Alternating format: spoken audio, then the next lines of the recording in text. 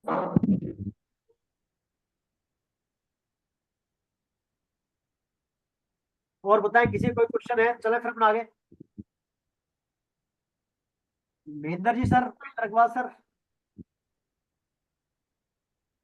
भाई कौन गुरु जी हरे कृष्णा। हरे कृष्णा सर, सभी भक्तों के दंडवत प्रणाम। हरे कृष्णा हरे कृष्णा। आप सर बोल रहे कुछ आज? बोले क्या, मैं तो आप लोगों की वार्ता का और जो आपने सारांश दिया 6 अध्यायों का, उसका आनंद ले रहा था। और अगर आप 2 मिनट समय दें तो मैं कुछ बात कहना चाहता हूँ बिल्कुल बिल्कुल सर, बोले सर, समय है आजकल। कि देखिए, सबसे पहली बात तो गीता में सिखाती है कि आइडेंटिफाई योरसेल्फ, कि हम शरीर नहीं है, जीवात्मा। बिल्कुल और जब जीवात्मा के पॉइंट पर हम अपने को डिटरमिन कर लें, फाइनली डिसीजन कर लें कि हम जीवात्मा है, शरीर नहीं, तब हमको आइडेंटिफाई करना है कि ये पंच तत्व रूपी भगवान क्या है।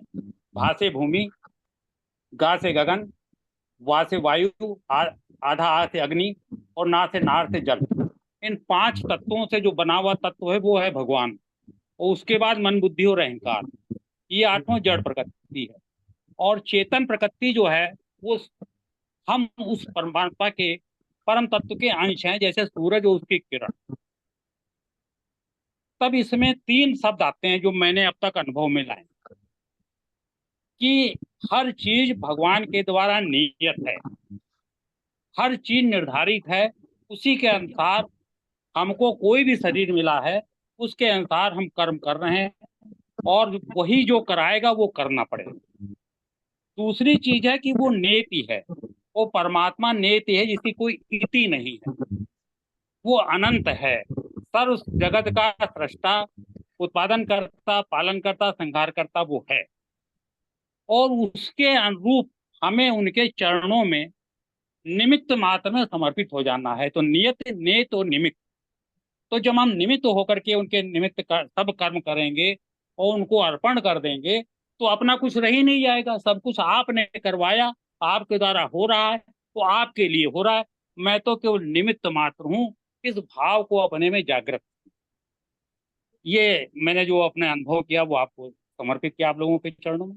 अब बहुत आप लोग अपनी। बहुत सुंदर, बहुत सुंदर, बहुत अच्छी बात बताई आपने, सार गर्भित। बिल्कुल ये है भी सही, बिल्कुल राइट है।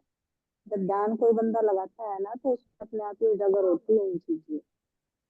माफी जब भी उनके मांगता लिए ही है। करना है, उनके उनके द्वारा ही करना है, उनके द्वारा नियत कर्म को करना है, और ये मान के करना है कि सृष्टि में उनके अतिरिक्त कुछ है ही नहीं, सब जड़ चेतन वही है।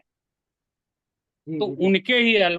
उनको ही अर्पण कर दिया, उनके लिए किया गया, उनके द्वारा किया गया, उनके लिए किया गया। मैं तो निमित्त मात्र हूँ सर, आपके चरणों में अर्पित। आपका हूँ मैं, आपका हूँ, आपसे हूँ। बहुत बढ़िया, बहुत बस बढ़िया। ये मन में भाव जागृत हो जाए। बहुत सुंदर है बात आपकी सर, बहुत सुंदर बात है।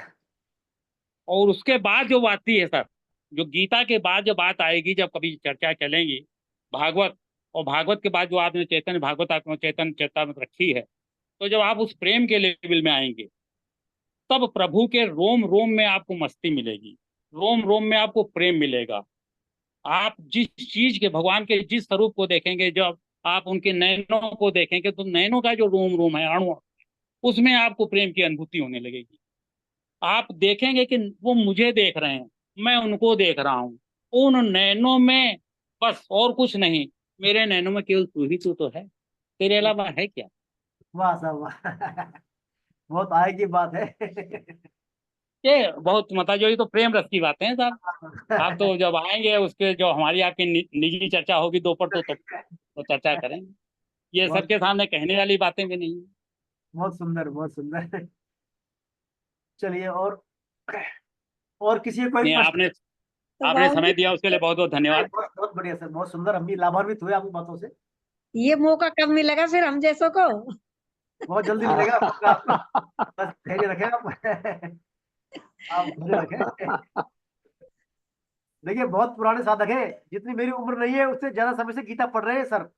हाँ, कितने जीवन का सार बताया है, कितने अच्छा है, बहुत ही बढ़िया लगा ये बात। सर, आप सभी, आपके सभी भक्तों में दंडवत करते हुए, मैं सन 70 से गीता पढ़ रहा हूँ, देखो और बात, 2 हाँ, अध्याय नित्य पढ़ता हूँ मैं, 7वां और पचपन 11वां। अरे 50-55 साल गीता पढ़ रहे हैं। आप बताइए, मतलब, और मुझे नित्य आनंद आता है, आप लोगों की वार्ता में मुझे आनंद की अनुभूति होती है।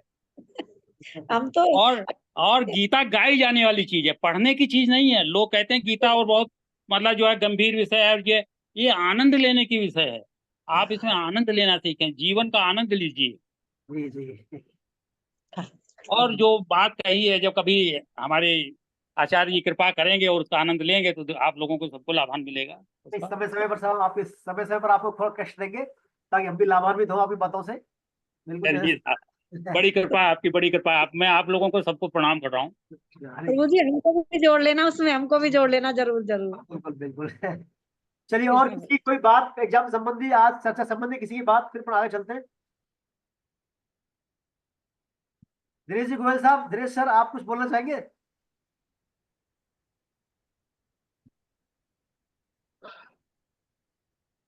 दिनेश जी गोयल सर, अनम्यूट करें अपने आप को, अनम्यूट। नहीं, बहुत अच्छा लग रहा है साहब आपका, अच्छा, बहुत अच्छी प्रोग्राम है, अच्छा लग रहा है साहब, बहुत एग्जाम समझाया, दें अच्छा आप? लग रहा है। एग्जाम, हाँ, गीता तैयार, एग्जाम देंगे यहाँ सर। हाँ बिल्कुल, आज एग्जाम दें हाँ, आप। एग्जाम देंगे, तैयार बैठे हैं यहाँ सर। बिल्कुल बिल्कुल बिल्कुल, पूरी तैयारी चल रही है, इसलिए अच्छे क्लास में बैठे हैं। से एग्जाम दें आप।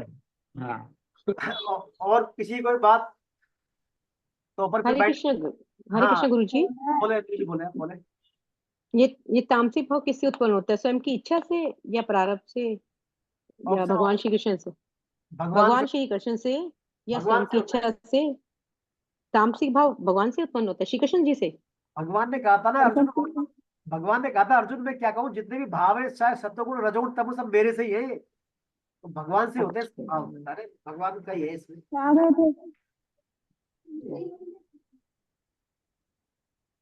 चलिए, और ऋतु जी कुछ बोलना चाह, ऋतु जी कुछ बोलना चाह रही है? बार बार क्या आ रहा है, साउंड आ रहा है ऋतु जी, ऋतु तोमर जी। सर जी ठीक है, ठीक चल रहा है जी, बढ़िया।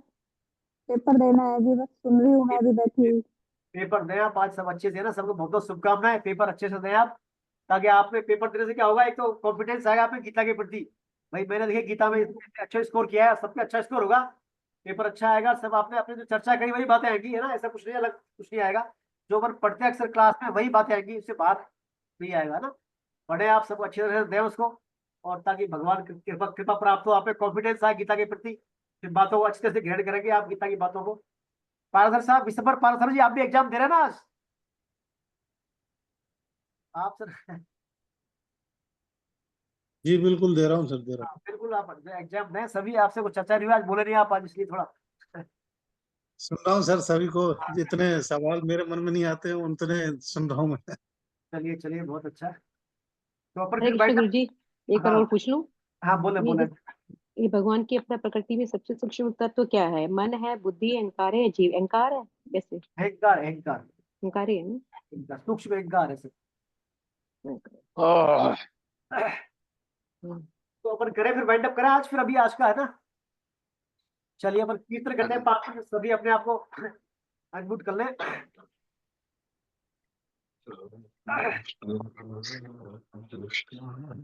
हरे कृष्ण हरे हरे कृष्णा, कृष्ण कृष्ण कृष्ण हरे कृष्ण हरे, हरे हरे हरे राम राम हरे राम राम, राम राम राम राम राम हरे हरे हरे, हरे हरे कृष्ण कृष्ण हरे कृष्ण कृष्ण कृष्ण कृष्ण हरे हरे हरे, हरे हरे हरे राम राम हरे राम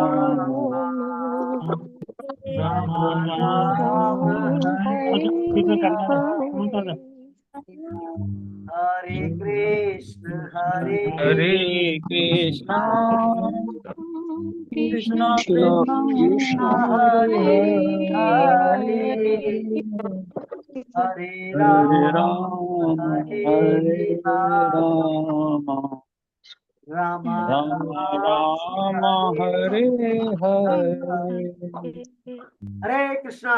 हरे हरे कृष्णा कृष्णा हरे कृष्णा कृष्णा राम कृष्णा राम संकीर्तनम यस्य नाम नाम संकीर्तन यस्य संकीर्तनमस्य सर्वपापनाशनम सर्वपापप्रणाशनम नमो दुख समय नमस्तम नमामि हरिम परम नमामि हरिम परम।